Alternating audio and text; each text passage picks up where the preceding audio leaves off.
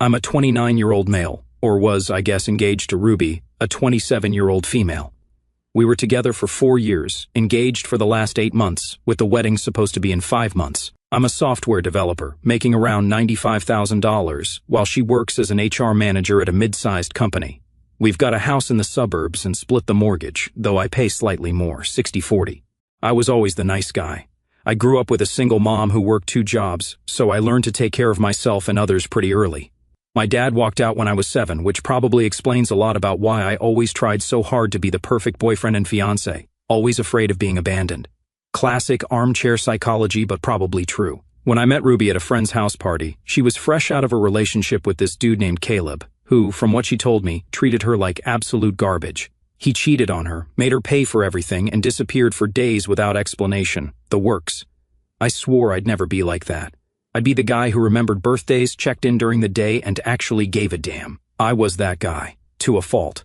Here's where the story actually starts. About 6 weeks ago, I got a migraine at work. A bad one. I couldn't look at my screen without feeling like my head was splitting open, so I told my boss I needed to leave early. I didn't text Ruby because I thought I'd surprise her by making dinner before she got home. She usually works until 6 o'clock, and it was only 3 o'clock when I pulled into our driveway. I noticed her car was already there, which was weird, but I thought maybe she wasn't feeling great either. As I was walking up to our bedroom to change into comfy clothes, I heard her on speakerphone with her friends. I was about to announce myself when I heard my name. "Jake is just too freaking soft," she was saying, with this irritated tone I'd never heard her use about me, always asking what I want, always trying to please me. Sometimes I wish he'd just make a decision without checking with me first. It's exhausting being the only one with actual balls in this relationship. I froze outside that door, feeling like someone had just sucker-punched me in the stomach. "At least Caleb knew what he wanted," she continued. "He was an ass, but he wasn't afraid to take charge. Jake's sweet, but God, sometimes I miss being with someone who doesn't need my approval for every little thing." Her friend laughed. "You're terrible. The wedding's in a few months." I know, Ruby said, sighing. "Jake's stable and reliable. He'll make a good husband. I just wish he wasn't such a pushover sometimes." I backed away from the door, feeling like I couldn't breathe.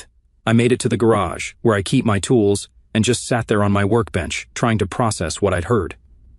4 years together, and this is what she really thought of me? Too soft. The same freaking quality she claimed was why she fell for me when we started dating that night at dinner. I watched her with new eyes.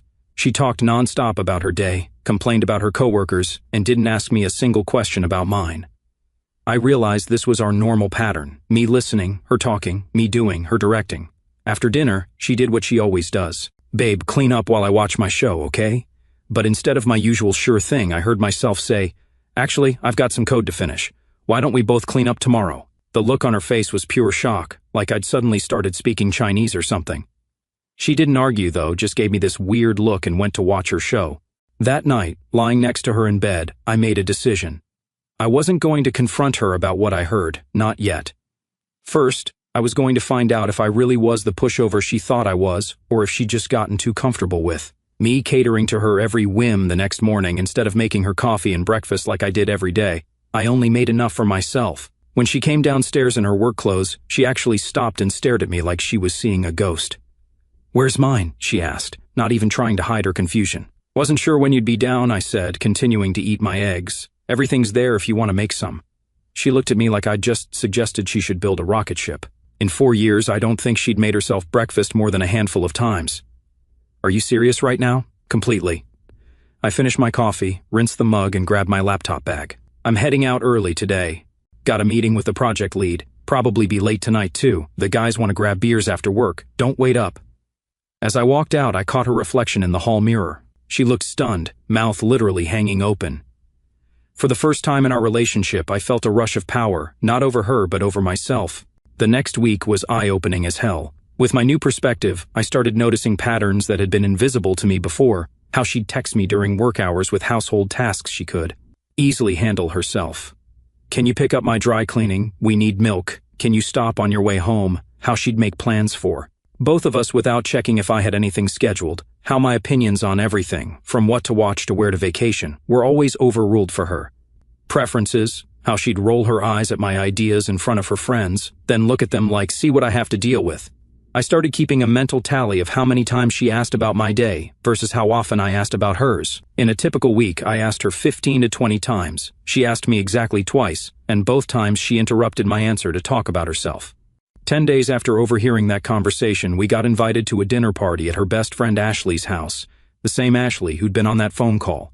I agreed to go, curious to see how Ruby portrayed me in public now that I was paying attention. The evening started exactly as I expected. Ruby immediately jumped into conversation with her friends, while I got stuck with their husbands and boyfriends. Throughout dinner, every time I shared an opinion about anything, politics, sports, even a TV show, she would interrupt me. What Jake means is, or Jake doesn't really know much about that, or that's not how it happened, babe. Before, I would have smiled and let it slide. Not tonight. Each time she interrupted, I just stopped talking mid-sentence and took a sip of my drink, letting an awkward silence hang in the air.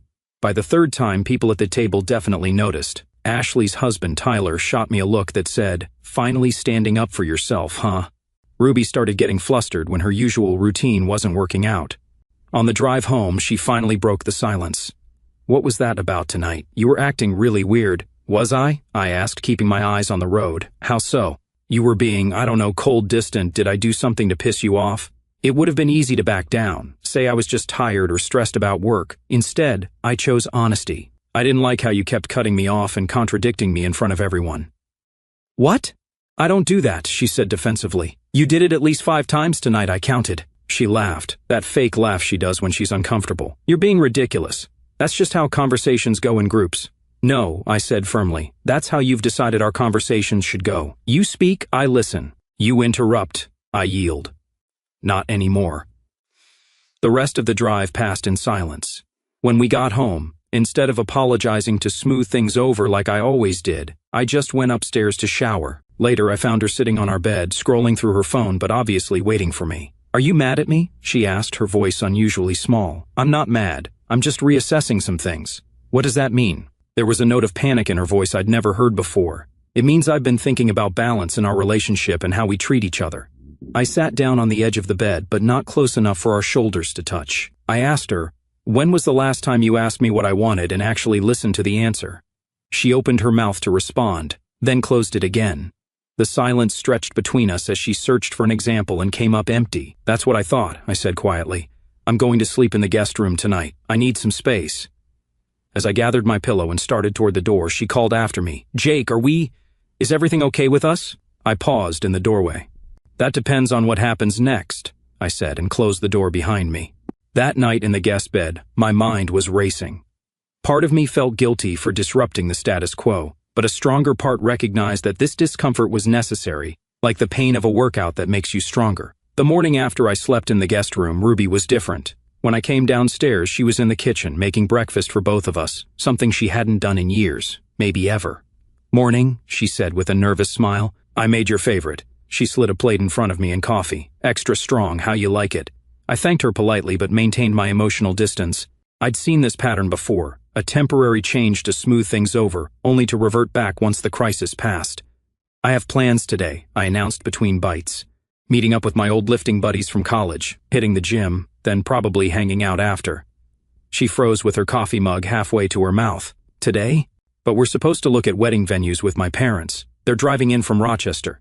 We've had this planned for weeks." Actually, she had planned it and only mentioned it to me in passing a few days ago, but I stayed calm. "You never confirmed that with me, and I made these plans last week." That was a lie. I had texted my old gym buddies, Phil and Dave, at 6 o'clock that morning, but she didn't need to know that. "Can't you reschedule?" she asked with that tone that always made me cave before. "You know how important this is. My parents are coming all this way." "No," I said simply. "I've been putting these guys off for too long. Your parents are welcome to come another time when we've both agreed on the date." The look of confusion on her face was priceless. In 4 years, I had never refused to go along with her family obligations. I'd sat through countless meals with her parents, making small talk and being the perfect future son-in-law, while she and her mom talked wedding details that I had no say in. "Is this because of last night?" she asked, her voice hardening. "Are you trying to punish me?" I put down my fork and looked directly at her. "Not everything is about you, Ruby. I'm just choosing to spend time with friends I've neglected, people who matter to me." I finished breakfast, thanked her for cooking, and went upstairs to get ready. As I was about to leave, she called from the living room. "Will you be home for dinner at least? I can make that pasta you like." "Not sure," I replied, grabbing my gym bag. "Don't wait up." The day with my college buddies was exactly what I needed. Phil, Dave, and I used to lift together 4 to 5 times a week back in school.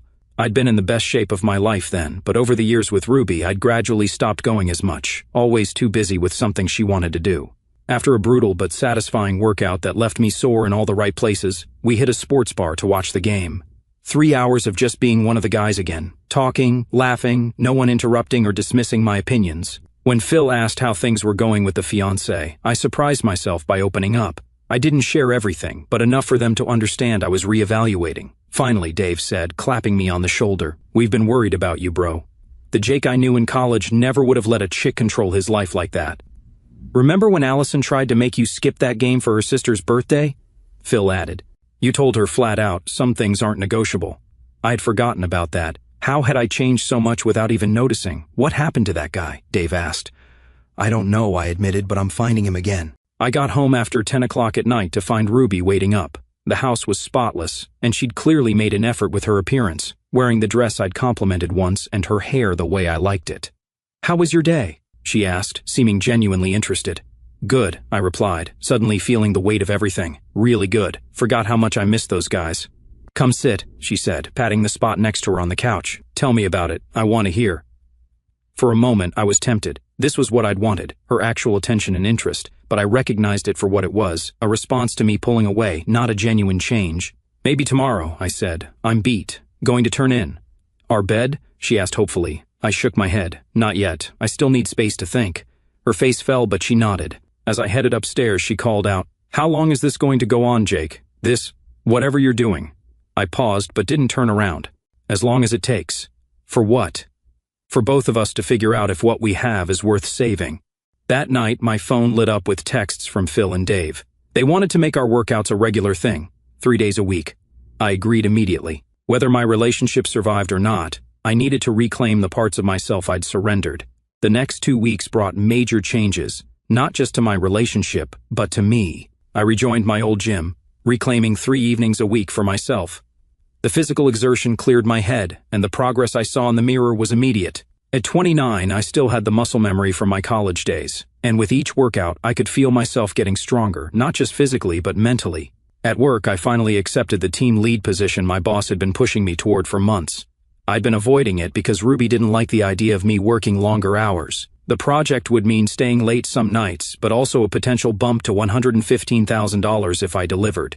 When I told Ruby about it over dinner, she frowned. "So, you'll be working late now? For how long? Probably 3 months, maybe more. It's a big opportunity."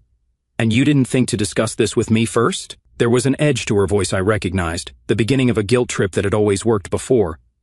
"No," I replied calmly, continuing to eat. "It's my career. I made the decision that's right for me." Her fork clattered against her plate. "That's not how relationships work, Jake. We're supposed to make decisions together, especially with the wedding coming up." I looked up at her, feeling strangely calm despite her obvious anger. "Is that so? Like when you decided to switch departments last year and took that management position with longer hours? Or when you committed us to that $35,000 wedding venue without even showing me the place first? Did you consult me then, or did you just decide?" She opened her mouth, then closed it again, recognizing the truth in my words. "This isn't about the job," I continued. "This is about the fact that I'm no longer asking permission to live my life. That's what's bothering you." "That's not fair," she protested, but her voice lacked conviction. "It's perfectly fair. For years I've supported every decision you've made, rearranged my life to accommodate your needs and never complained. Now that I'm doing the same, it's suddenly a problem." She pushed her plate away, appetite apparently gone. "You've changed," she said quietly. "I don't even recognize you anymore." "You're right," I agreed. "I have changed. I've remembered who I was before I started shrinking myself to avoid upsetting you. The question is whether you can accept this version of me or if you only wanted the doormat." The word hung between us. Doormat. A harsh description, but not inaccurate. I had been one, and worse, I had allowed it to happen. She left the table without another word, and I heard our bedroom door slam moments later. I finished my dinner alone, cleaned up, and settled in the living room with a book on leadership I'd been wanting to read for months. An hour later, I heard her come downstairs. She stood in the doorway watching me for a moment before speaking. "I don't think you're being fair," she said. You're acting like I've been some kind of monster, but that's not true. We were happy. At least I thought we were. I marked my page and set the book aside. Were we? Or was I just making sure you were happy at the expense of my own needs? If you were unhappy, why didn't you say something? It was a fair question, and one I'd asked myself repeatedly, because I didn't realize how unbalanced things had become. I thought self-sacrifice was what love looked like. I was wrong. She moved into the room and sat across from me, her expression troubled. So, where does this leave us? The wedding's in a few months. Are you thinking about calling it off? The directness of her question caught me off guard. Was I? The possibility had definitely crossed my mind, especially right after hearing her words about me being too soft. But now, I'm not making any decisions right now. I'm giving us both space to figure out if we can build something better than what we had. And if we can't, then maybe we shouldn't be getting married, I answered.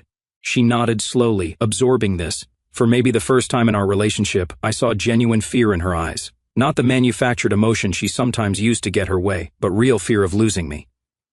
I don't want to lose you, she said, her voice barely above a whisper. Tell me how to fix this. It's not that simple, Ruby, I replied. This isn't something you can just fix with one conversation or by making my favorite dinner. This is about fundamental respect. Later that night, as I got ready for bed in the guest room, my phone pinged with a notification. It was an email confirmation for a reservation at my favorite steakhouse, the expensive one she always complained about. A text followed moments later. No pressure, just dinner tomorrow night. I'd like to get to know this new version of you. I stared at the message for a long time before responding with a simple, I'll be there. As I drifted off to sleep, I wondered if this was the beginning of something new or just another manipulation tactic.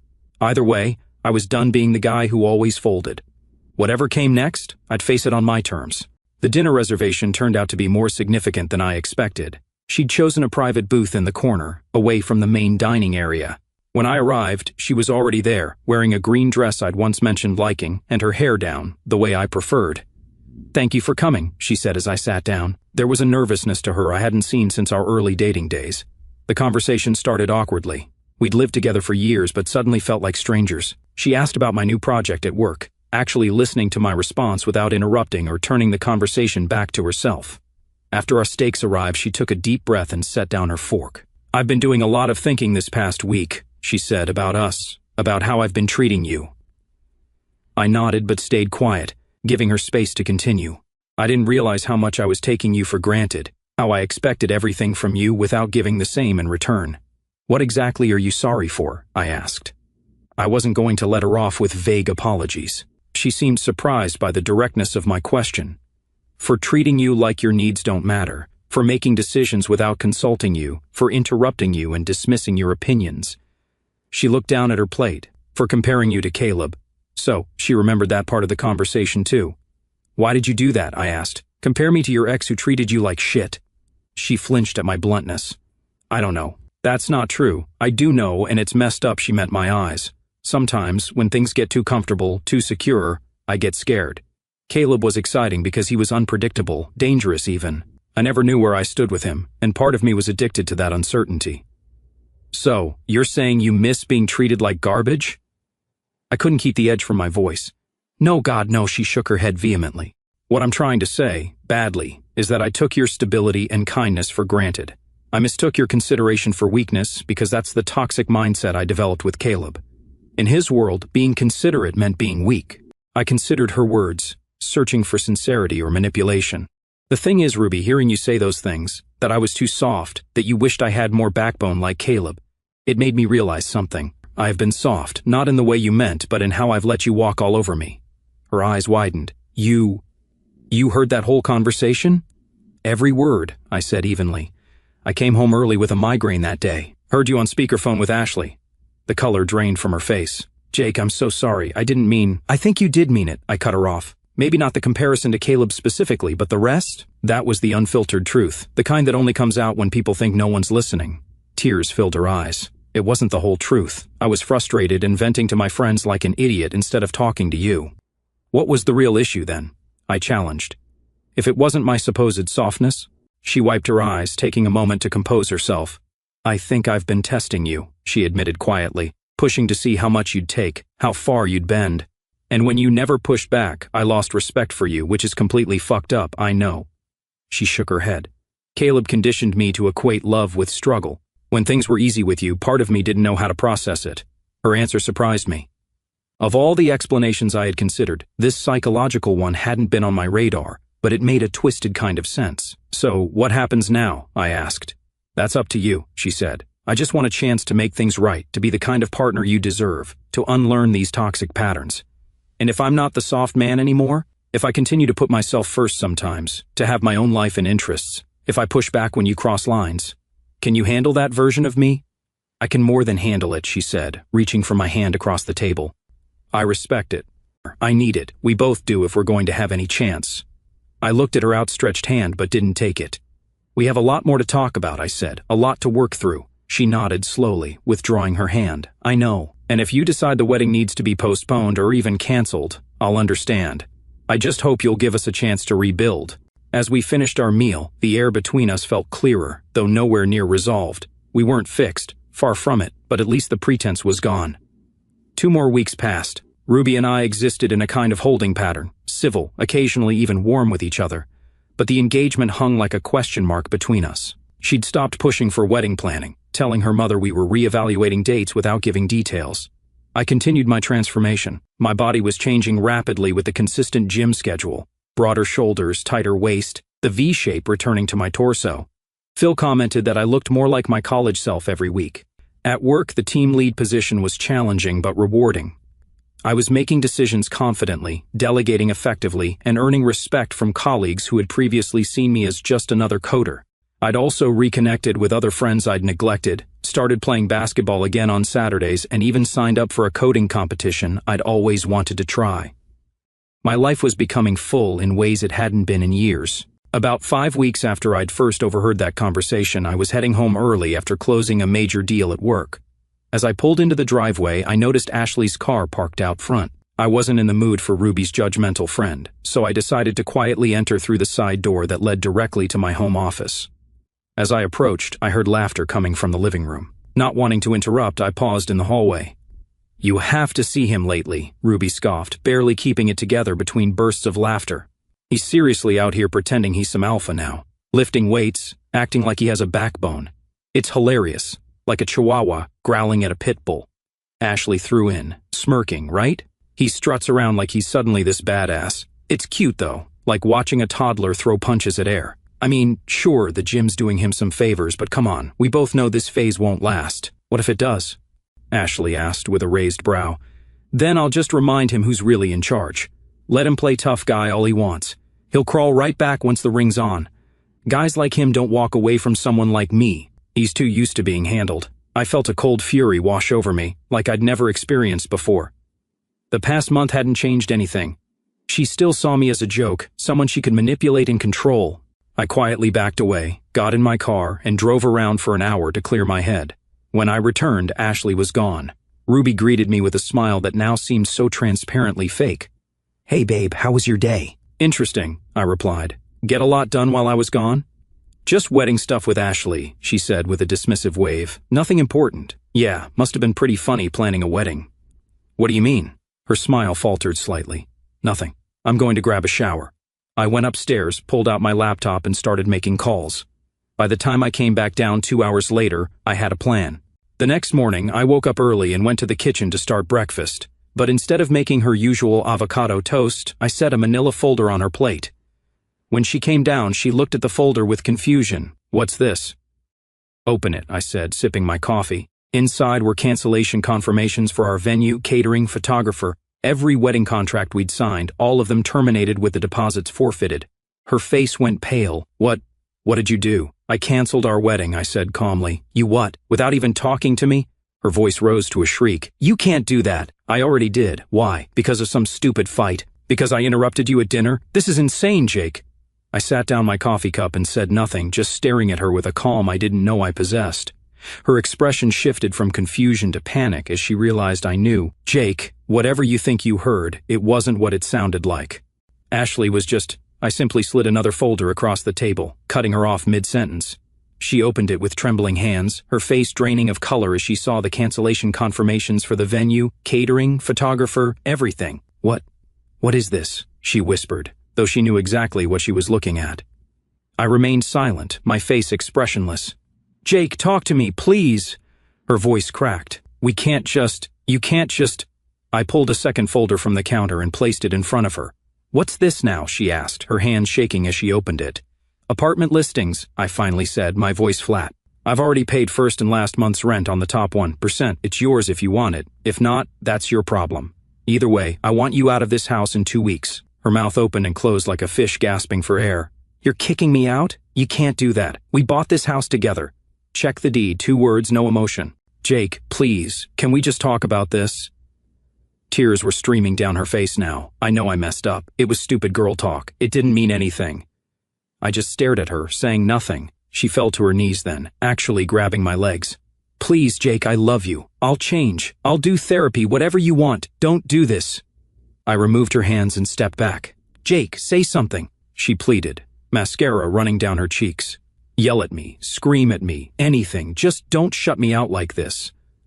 I walked to the door and grabbed my gym bag. "I'm staying at Phil's for a few days," I said, my back to her. "When I come back, I expect to see boxes packed." "Jake, please." She was sobbing now, almost hysterical. "You can't just throw away 4 years without even talking to me. I made a mistake. I'll do anything." I paused at the door, considered saying more, then decided against it. Some things didn't need to be said. I closed the door on her wailing and felt a weight lift from my shoulders.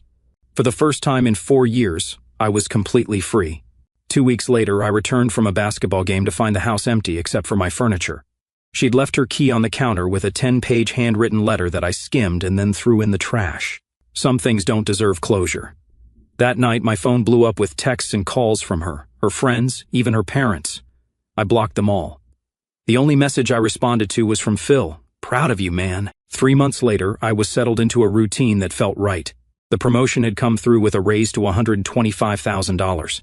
I'd redone the house with furniture I actually liked. My body was nearly back to my college form. I heard through mutual friends that Ruby had moved back in with her parents and was going through a rough patch. Someone mentioned seeing her at a bar with Caleb, leaving in tears after he publicly humiliated her. None of it made me happy. I didn't want revenge or for her to suffer. I just wanted her out of my life. 6 months after the breakup, I was at a coffee shop working on my laptop when someone approached my table. "Is this seat taken?"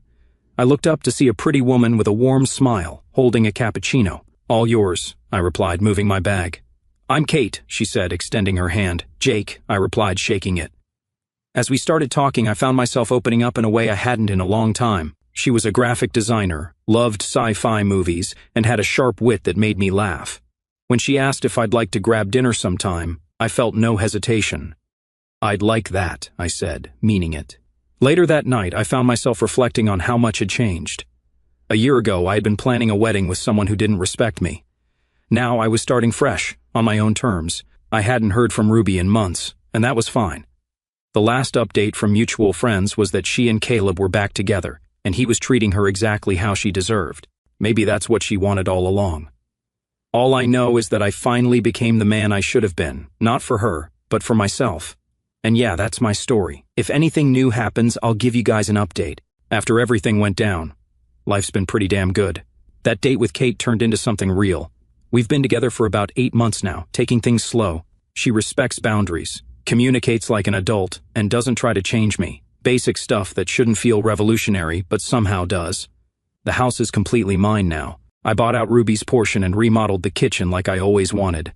The project at work was so successful they made me department lead, with a team of 5 under me, bumped to $135,000 with quarterly bonuses.